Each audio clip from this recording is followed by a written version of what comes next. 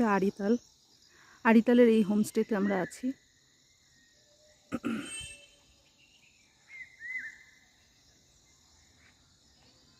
হোমস্টের আশপাশটা খুব সুন্দর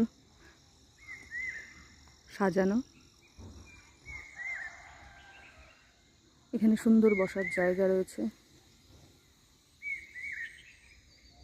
অনেকটা জায়গা নিয়ে সুন্দর সাজানো গোছানো একটি হোমস্টে। আমাদের বাঙালি বেড়ানো গ্রুপ থেকে সিল্ক রুট গ্রুপ ট্যুর চলছে।